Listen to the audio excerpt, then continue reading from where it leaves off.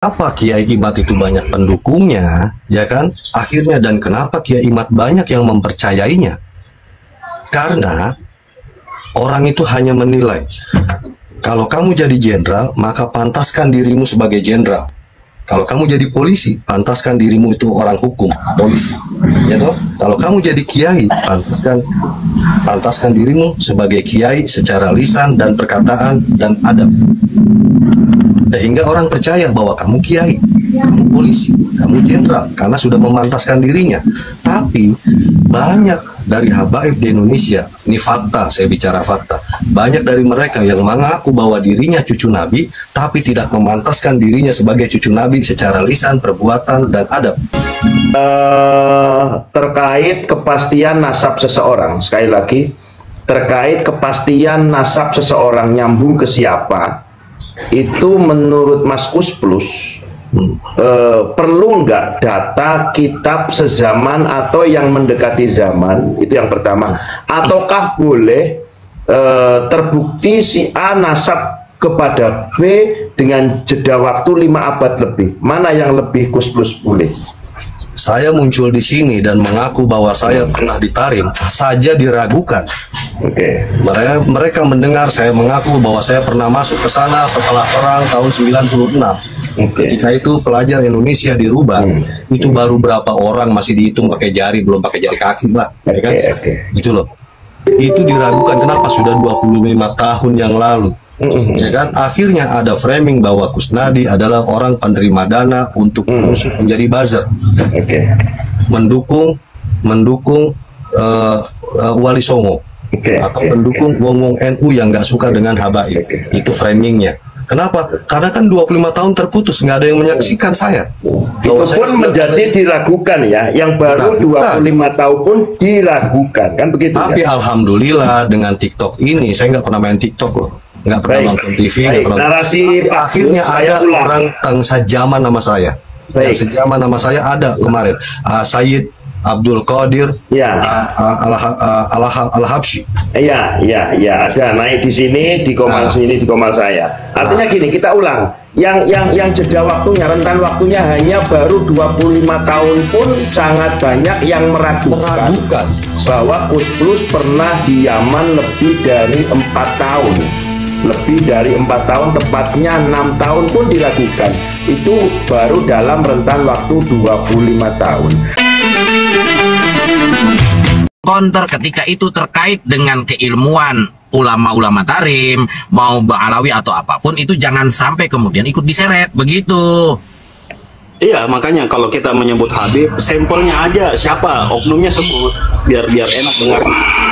Itu aja sih yang ingin saya sampaikan. Kalau kita menyebut Habib, Bang Fadil boleh bicara, anggap namanya aja, anggap itu masukan sajalah. Namanya kita fokus ke Mas Plus, ke Kus Plus ya.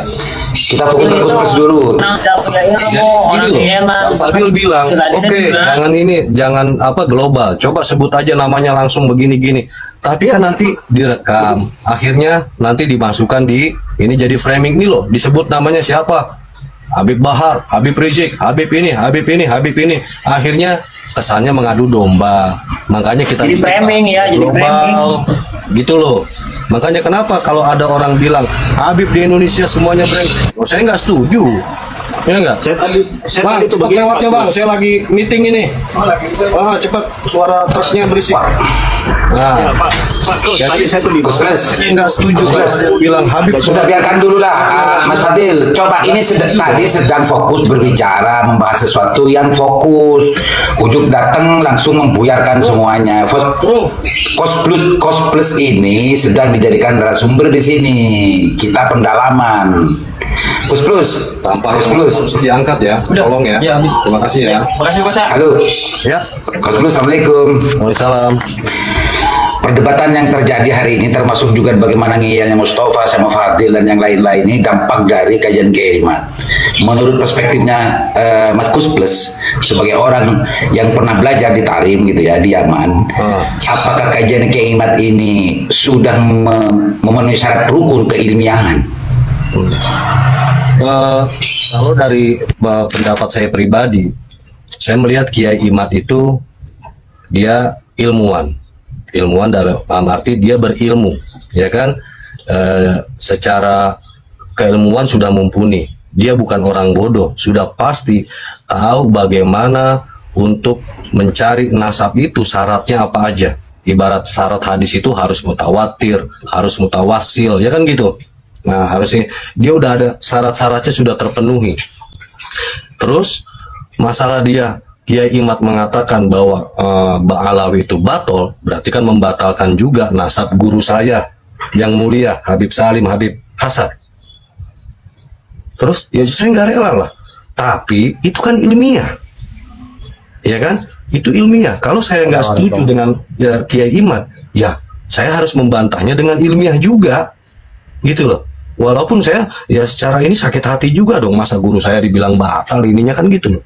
Tapi kan itu ilmiah, nggak bisa dihadapi dengan namanya marah-marah gitu loh. Ya al ainu bil aini, al udunu bil uduni, al lisanu bil lisani, al ilmu bil ilmi gitu loh. Yang sekarang ini yang ada di sini kan al lisanu bil lisani.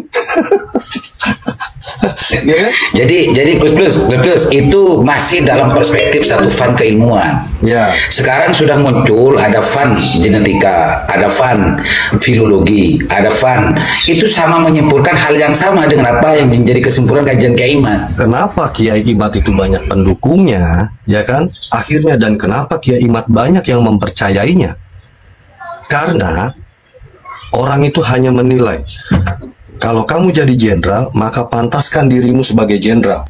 Kalau kamu jadi polisi, pantaskan dirimu itu orang hukum, polisi. Ya toh? Kalau kamu jadi kiai, pantaskan dirimu sebagai kiai secara lisan dan perkataan dan adab. Sehingga orang percaya bahwa kamu kiai, kamu polisi, kamu jenderal, karena sudah memantaskan dirinya.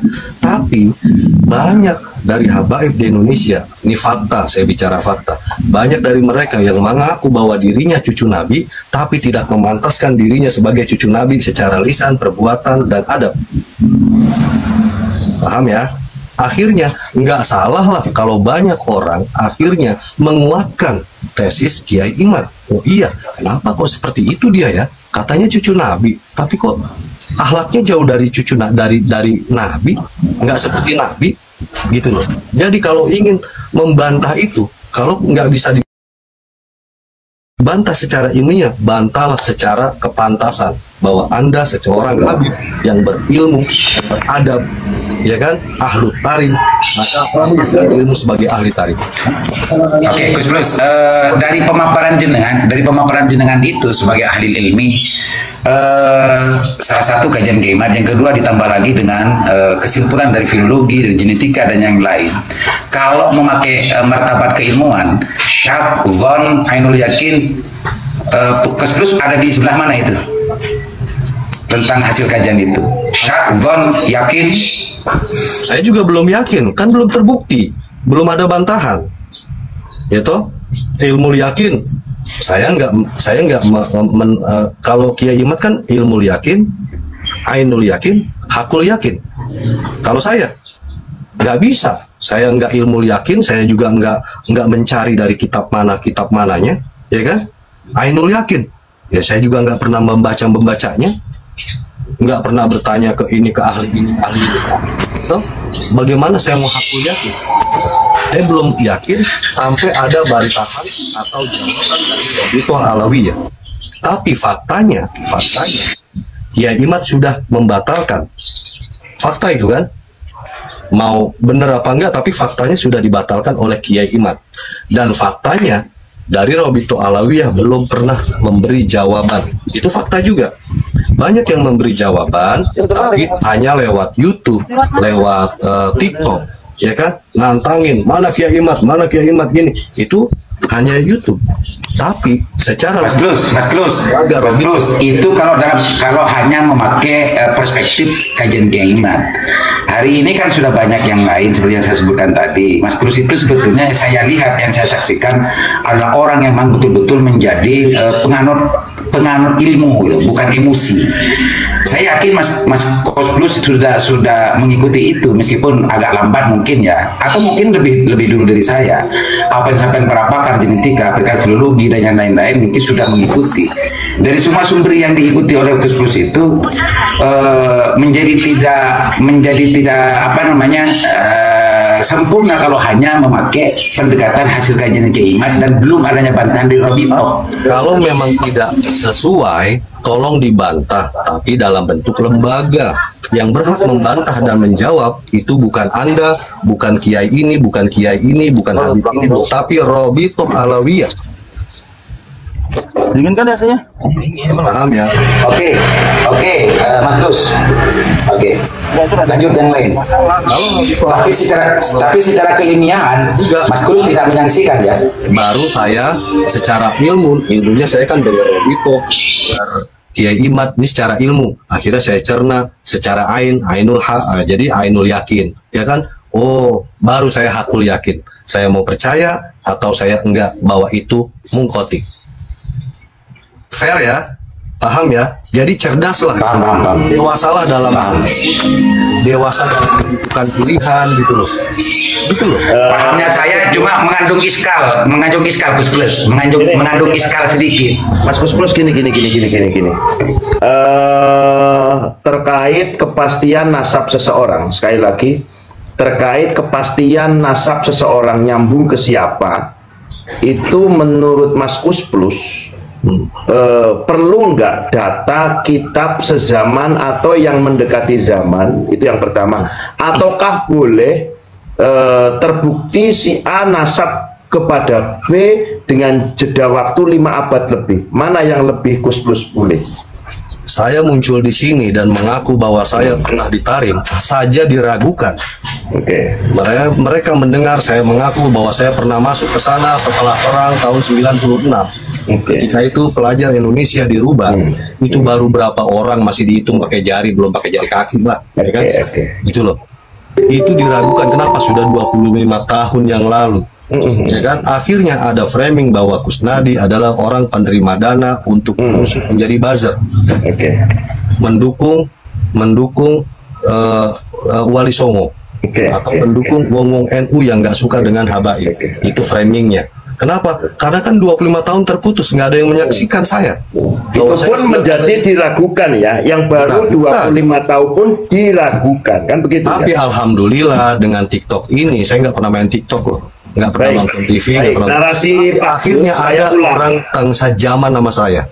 Yang sejaman nama saya ada kemarin, Sayyid Abdul Qadir Al-Habsyi.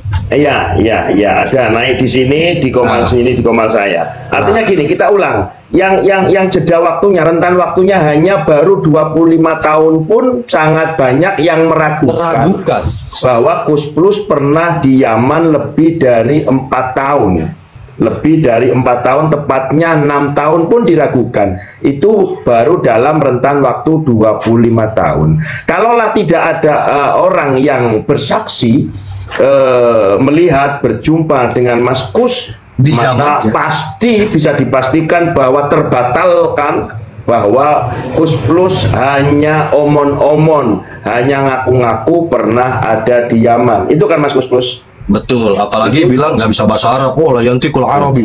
Itu yang 25 tahun dibutuhkan keterangan orang yang menyaksikan atau data valid, misalkan paspor waktu itu, atau mungkin Mas Gus pernah ada di kuliah mana, pondok mana, di situ ada nggak namanya, ijazah dan sebagainya. Kalau tanpa itu, jangankan yang 550 tahun, 25 tahun pun diragukan, kan begitu Pak Gus?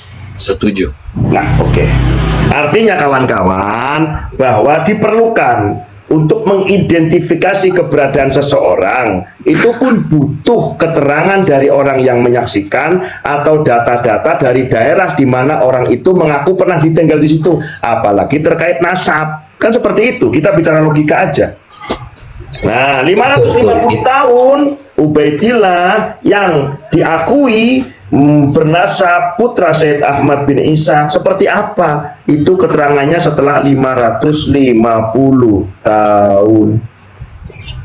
Iya. Lanjut. Bisa nambahin sedikit.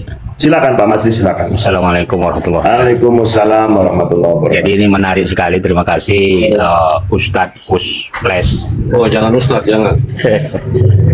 Jadi di sini yang saya hormati, yang saya muliakan semuanya ya. Jangan Ustadz Syekh. Jadi kalau pendekatan saya masalah kasus fenomenal Habib di Indonesia ini tidak menitik beratkan kepada nasab. Walaupun saya tidak menentang mereka-mereka khususnya Kiai Imad mengkritisi tentang nasab. Yang saya fokus adalah kepada perilaku yang sudah hulu melampaui batas, yang sudah puluhan tahun, ratusan tahun, yang menjadi sebuah budaya yang tidak baik. Itu yang harus kita rubah, culture itu. Ini yang nggak bisa ditawar-menawar lagi itu dia. Tapi kalau masalah nasab, sedikit kita bisa kupas. Kalau syaratnya mesti sejaman, tidak mesti. Nanti kita bisa buka ilmu mustalahul hadis. Yang namanya sejarah itu nggak ada yang tubut, nggak ada yang ijma, nggak bisa disepakati. Itu sejarah. Belum lagi nanti kita melihat dari segi dobit, belum lagi dari segi muqdal, mungqati itu hanya satu yang terputus. Masih bisa hadis itu meskipun mungqati sanadnya masih bisa sahih. Muqdal lebih daripada 2 sanad yang terputus, lebih. Pak Majlis izin menyela ya. Boleh. Kaidah yang sampean sampaikan adalah kaidah mustalah hadis. Terkait tesis Kiai Imad adalah ilmu nasab, maka gunakan metode nasab. Saya sebutkan kitabnya. Nama kitabnya Al-Usul fi Ilmin Nasab wal Mufadalah Bainal Ansab, halaman 77. Cari kitabnya ada. Begini keterangannya, fa innal masadir allati yumkinu an nastaqiya minhan nasab yajibu an takuna min kutubil ansabil qadimah allati kutibat fima qabla al-asr ay qabla al-asr al-hadis haitsu kana an-nas aqrabu ila ma'rifati usulihim aw ma'rifatil mutawatir an nasabihim ladaihim waladal akhirin. Betul. Saya kira nggak perlu diterjemahin, artinya bahwa teks yang ada di kitab Al-Usul fi Ilmin Nasabil Mufadalah Bainal Ansab ini menstandarkan bahwa kaidah ilmu nasab mensyaratkan kitab sezaman atau yang mendekati zaman. Gitu Pak Majlis. Betul. Tapi begini, boleh menambah sedikit ya, boleh menambah sedikit ya. Dulu ya. Terkait al-mutaqaddim itu sudah saya bahas dengan Gus Rumel di kitab yang dibacakan oleh dokter tadi, bahwa memang al-mutaqaddim itu mengandung al-mu'asyirah gitu. Artinya memang tidak secara spesifik kitab sezaman, tapi dalam diksi al-mutaqaddim itu ada al-mu'asyirahnya gitu loh. Jadi memang itu tidak terlepas ya. Jadi begini, memang jadi itu tidak mutlak, dia kitab sejaman tidak mutlak. Namun dia ada namanya muttasilan riwayat, muttasilan minar riwayat. Tapi itu nanti akan sulit kita pertanggungjawabkan secara real. Nanti dia jatuhnya kepada jarah wa ta'dil. Jadi antara ilmu nasab dengan ilmu sanad hadis itu nggak bisa jauh berbeda. Surah dan istifadah itu tetap dia dalam satu rangkaian, sama-sama dia bersifat dhanni. Bedanya kalau hadis nanti bisa mudah kita melihat mutawatirnya, tapi kalau nasab nanti dia itu kalau untuk sekarang itu dia jatuhnya kepada dhaif dan maudhu, palsu gitu. Oke. Jadi kita kembalikan kepada sumber. Jadi kalau nasab ini polemiknya akan panjang. Tapi kalau masalah hadis yang di Indonesia ini, saya kira kalau untuk kita debat tentang syarat-syarat mengkaji tentang nasab, ini sangat-sangat luas. Gini aja Om Majlis, dalam perspektif ilmu panjenengan silakan tulis antitesa ya terkait kitab sezaman atau tidak. Saya sengaja nggak mau karena gini, saya sengaja tidak mau ini untuk diangkat. Saya hanya sekedar membuka sekedarnya saja. Saya sengaja nggak mau karena begini, kita harus dukung Kiai Imad. Oke. Karena satu-satunya sekarang ini yang bisa membasmi kurapat-kurapat ini memang harus bersumber dari NU dan Kiai Imad. Karena terus terang, dari tahun 2011 Majelis Toros ini sudah mengeluarkan fatwa haramnya daripada gelar-gelar Habib ini. Tapi kan karena kita bukan dari NU, nggak digubris. Pak Majlis Turos itu fatwa tadi ada sudah masuk di Google belum Pak Majlis? Udah lama. Kamu udah didialogkan di pada Suka TV, sudah Kang Sugeng sudah didialogkan oleh Kang Sugeng pakar DNA itu. Udah kita dialogkan tolong di YouTube. Sebentar Pak Majlis. Tolong kawan yang punya handphone coba searching Google apa yang disampaikan Majlis Turos, nanti ditaruh judulnya di bawah, tulis typingnya biar nanti teman-teman cari tadi apa yang disampaikan Pak Majlis terkait kurofat-kurofat yang ada. Tunggu judulnya ini dia judulnya hukum memakai gelar Habib. Habibah, Syarifah, Said, Saidah itu udah banyak YouTube-nya. Baik. Artinya kawan-kawan silakan lihat YouTube atau nanti searching Google dengan channel Sugeng Habib, Syarifah ya. Ya, channel Sugeng dengan pada Suka TV. Oke. Makasih. Jadi kalau saya menitik beratkan kepada gelar ini jangan sembarangan dipakai. Paham Pak Majlis, kita semua paham. Gini ya Pak Majlis, supaya ini juga 141 memandang, saya memang tetap pada posisi mendukung tesis Kiai Imad. Karena apa? Saya orang NU, saya pengurus NU. Kenapa saya mesti mendukung? Karena saya mencoba menempatkan ilmu pada porsi dan proporsinya. Kenapa saya harus melakukan ini? Karena kebiasaan Habib Baklawi kepada pihak yang nggak condong, kalau nggak punya argumen mereka persekusi Pak Majlis. Itu aja. Betul. Itu catatan yang pertama. Pak Majlis, sebentar.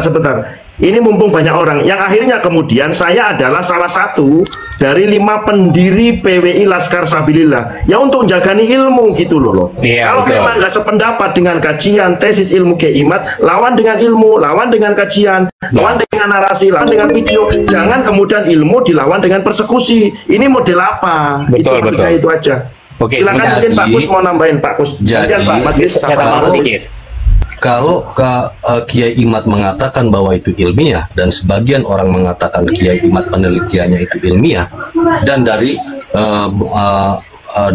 pihak Ba'alawi mengatakan itu bukan ilmiah, bukan kajian yang ilmiah dan salah, tolong buat yang ilmiahnya seperti apa. Jadi jawab ke mereka gitu loh.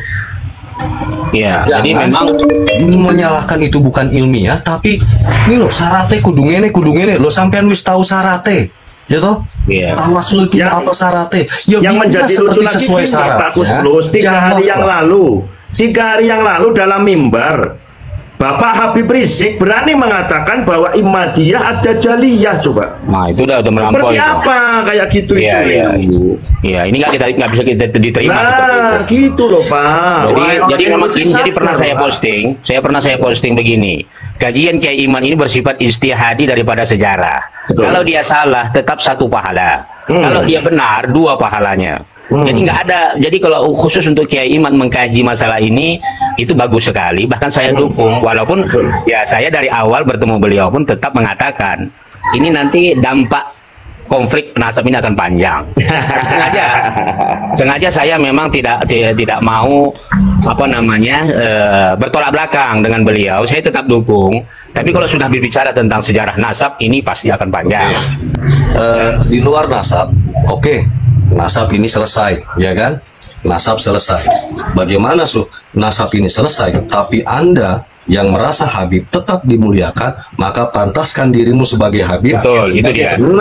Itu dia. Lisan, perbuatan, perkataan, akhlakul karimah, adab. Pantaskan dirimu sebagai cucu Nabi. Inna akramakum indallahi atqakum. Kemudian kalian pada standar sebagai keturunan Nabi, tapi secara lisan dan perkataan, ya kan? Secara lisan dan perkataan, nggak usah yang kemana-mana. 2 ini aja. Secara perilaku kamu nggak menunjukkan genetik akhlakul karimah Nabi. Wajar kalau banyak yang menyaksikan bahwa Anda keturunan Nabi. Nggak usah Anda yang nggak suka dengan Habib. Saya yang mendukung Habib, yang menjaga jangan sampai Habib Karim itu dibawa-bawa aja. Saya masih dibilang Wahabi, dibilang buzzer, ya kan? Iya. Masih diragukan kenasapan tarim saya gitu. Jadi pendapat Ustadz Cosplay ini memang sangat bagus. Jadi inilah yang kata Rasulullah, memang idza madahal fasiq ghadabar rabb wahtajal arash. Jadi kalau kita gelar-gelar dengan kemuliaan, kalau dia fasik, perilaku nggak beres, ini Allah melaknat dan goncang arash, kata Rasulullah. Bukan masalah aras goncang apa gempanya. tapi orang sudah nggak yakin. Akhirnya meyakinkan dirinya bahwa dirinya bukan cucu Nabi. Malah menimbulkan fitnah dari ya. perilaku yang dia buat sendiri secara lisan dan perkataan atau perbuatan. Gitu loh maksudnya. Iya. Jadi walaupun api di luar sokolati. di luar mungkoti atau ghairu mungkoti, selama kamu menunjukkan bahwa kamu memantaskan diri sebagai cucu Nabi, berperilakulah sebagai akhlakul karimah Nabi. Sekalipun mungkoti umpama Nggak mungkoti orang pun mencintaimu, orang memuliakanmu secara ilmu, Iya. gitu loh. Plus.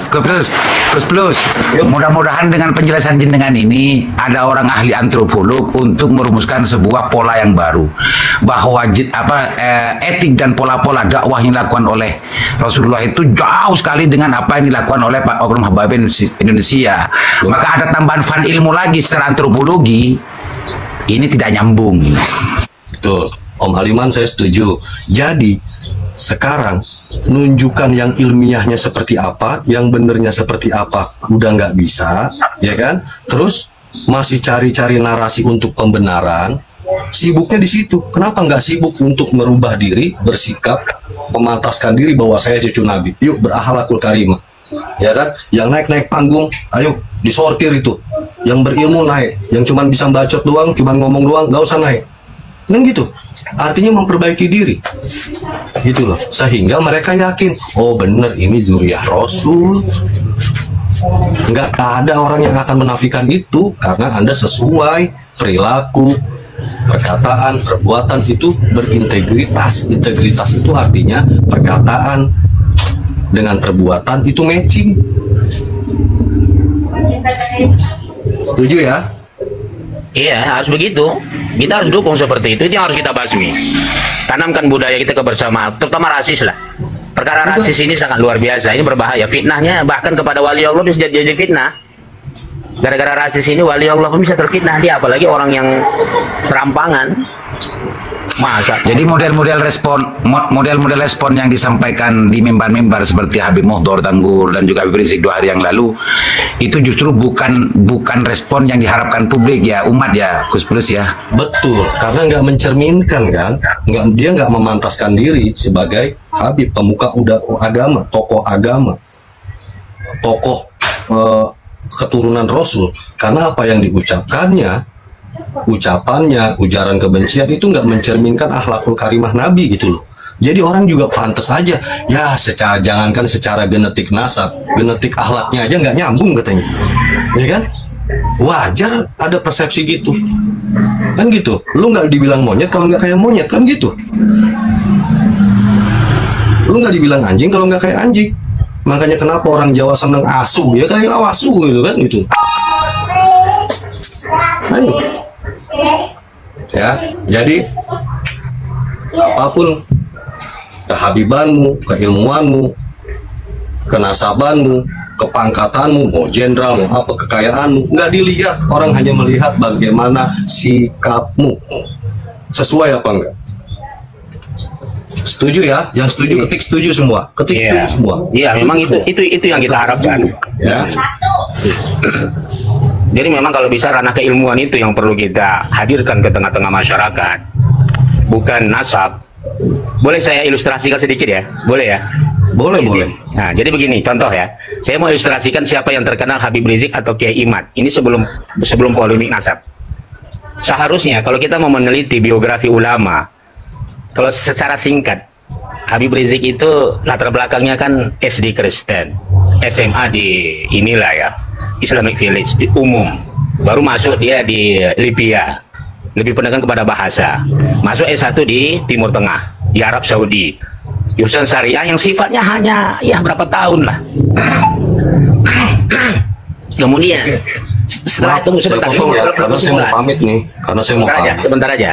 Kesimpulannya adalah latar belakang keagamaan Habib Rizik itu jauh dibandingkan Kiai Imad. Tapi yang terjadi di masyarakat justru orang lebih suka yang simbol-simbolik begitu. Menganggap Kiai Imad itu seakan-akan bukan Kiai Imad itu karya bahasa Arabnya itu dibandingkan Habib Rizik itu 180 derajat itu perbedaannya, itu perbandingannya 360 majelis kurang 360. Nah, kita realitas saja lah. Cuman yang terjadi di masyarakat budaya kita itu lebih suka kultus, lebih suka entertain, lebih suka yang pengikutnya banyak. Tapi mencari ulama yang punya latar belakang ilmu agama itu sama sekali nol. Ini yang terjadi. Coba lihat di medsos sekarang ini, orang banyak menghina Kiai Imad. Tapi mereka nggak tahu. Ini Ustadz Majelis, mereka itu hanya kemana-mana ngumpulin orang cuma sholawatan doang. Itulah rusaknya. Itulah rusaknya. Ya bukan berarti kita nggak suka sholawat, dong kita di rumah itu bisa sholawat. Tetapi kalau sudah kumpul banyak orang, ayo bahas ilmu, bahas Quran, bahas hadis, begitu loh. Setiap sholat selawat. Cobalah jadi tokoh agama yang rahmatan lil alamin. Yang bisa diterima enggak hanya dengan dari golongannya sendiri. Enggak cuman wong NU sing kumpul, wong Wahabi, wong Muhammadiyah, yuk pengen kumpul gitu loh. Coba lihat Gus Mus, diterima semua agama, Gus Dur semua agama nerima. Sholawatan doang, gemborin akhlak pemilik yang orang yang disolawatin nggak dilakukan. Buya Sakur pengajiannya ada yang berpeci, ada yang nggak pakai jilbab. Semua agama ada, Hindu, dari Seci, dari Buddha, dari Kristen. Lihat, buka YouTube, Buya Sakur, lihat komennya, semuanya bilang apa? Saya Kristen, saya Kristen, saya Kristen. Dia komen. Ya, jadilah yang rahmatan lil alamin, bukan rahmatan lil muslimin. Li firqotihim. Li ashabi fakot gitu loh. Jadi jangan untuk golongan, coba berdiri di atas dan untuk semua golongan. Kayak saya di sini, saya berdiri di atas dan untuk semua golongan. Saya mendukung Kiai Imad karena ilmiah. Saya mendukung Habib karena guru saya Habaib. Tolong jangan bawa jelek-jelekan ahli tarim. You bermasalah bukan dengan ahli tarim. You bermasalah dengan Habib Indonesia, bukan Habib Tarim. Habib Tarim itu mulia. Ahli tarim yang bukan Habib pun mulia. Dari akhlak, perbuatan, adab, luar biasa. You bermasalah dengan Habib Indonesia. Tapi nggak semua, 80%. Yang 20% orang alim, makanya nggak kelihatan suaranya. Aku percaya masih banyak Habib Indonesia yang alim, percaya, nggak bisa dimunafikan. Sama, saya juga percaya ada Habib Indonesia yang soleh dan alim, tapi 5%. Ayo, sekarang kalau nggak bisa ngasih data, nggak bisa berdebat, nggak bisa memberi jawaban, ahsan, Anda merubah sikap. Ayo, nggak usah lagi bahwa saya mengaku-ngaku keturunan Nabi. Tunjukkan aja dengan sikap bahwa sikapmu adalah sikap Nabi yang nggak pernah merendahkan orang, nggak pernah menjelekan orang, ya kan, nggak pernah nyakiti orang, tapi menyamaratakan rahmatan lil alamin secara lisan dan perbuatan, gitu loh, nggak membanding-bandingkan. Pak Musafir atau Mas Musafir, assalamualaikum. Ya, tunjukkan aja minimal. Assalamualaikum. Walaupun mengkoti, pasti tetap akan dihormati, dimuliakan. Nggak mungkin enggak. Wong Jowo itu loh sekarang rengono. Silakan Pak atau Mas Musafir, mungkin mau bertanya atau bernarasi, silakan. Silakan Pak Musafir. Iya, assalamualaikum. Waalaikumsalam. Mau nanya ke Bang Kus ini. Ya, 10 menit lagi saya permisi ya. Istri saya udah nyiapin barang ke mobil, soalnya udah melotot dia, matanya udah gede. Siap. Apa untuk presentasi di mana, di Tarim tadi? Rata-rata berapa? 80% tidak bisa membaca kitab kan? Iya. Atau bahasa Arab. Kemudian yang bahasa Arab malah nggak semuanya bisa kok. Mereka bisa bahasa Arab kan amiyah. Kemudian yang berapa? 20%. Nah itu di tahun berapa itu Bang, mau tanya Bang?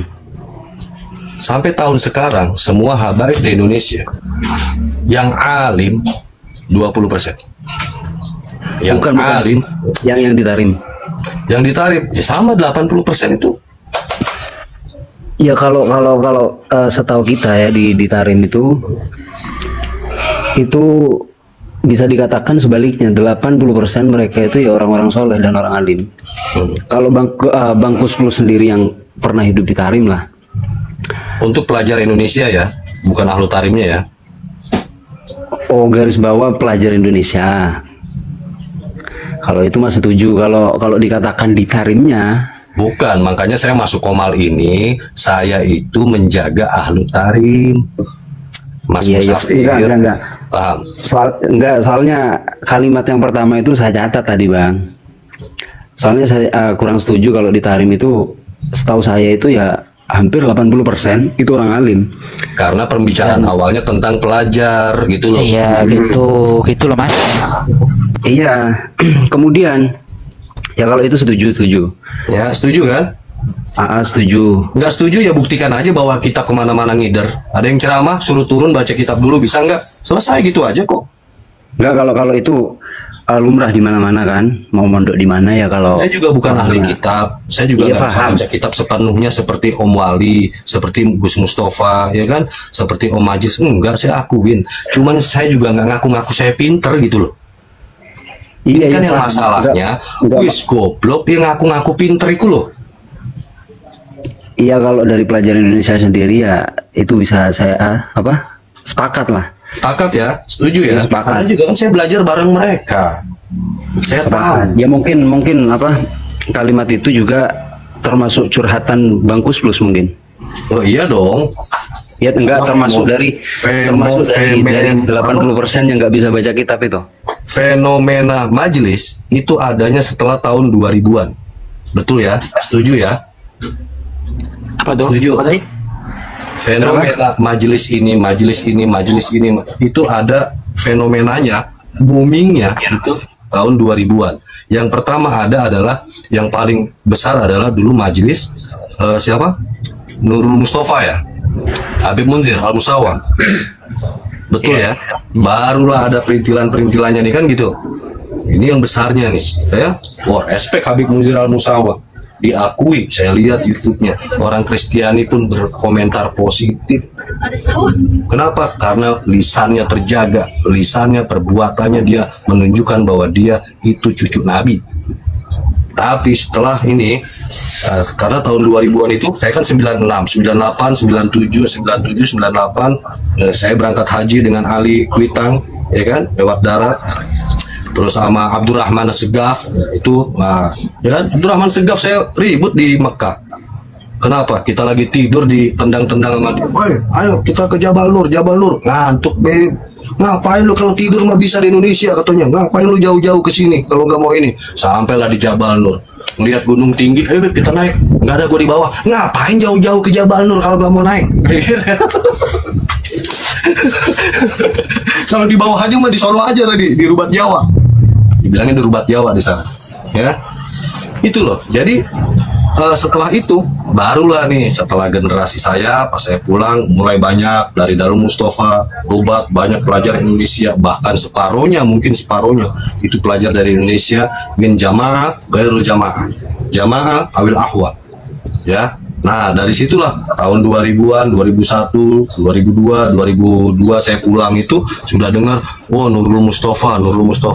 Dari situ banyak, mungkin banyak dari pelajar Rubat atau pelajar tari atau pelajar dari Nurul Mustafa itu pulang, akhirnya buka majelis. Saya cuma lihat aja di lampu merah itu spanduknya. Lah, si Anu itu yang ini. Lah, si Anu itu emang dia bisa apa? Lah karena saya tahu dia. Gitu loh.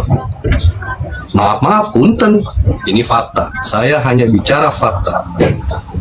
Ya, yang fakta aja Anda masih munafik. Mas Kos, 99% di luar sana. Mas Kos, 1% adalah Mas Kos, sebelum turun, kalimat yang barusan sampean katakan tadi ada istilah jamaah dan ahwal. Sekali lagi ada kalimat jamaah ahwal. Itu siapa yang mengkapling dengan sebutan jamaah berarti Baklawi? Saya nggak tahu sejarahnya.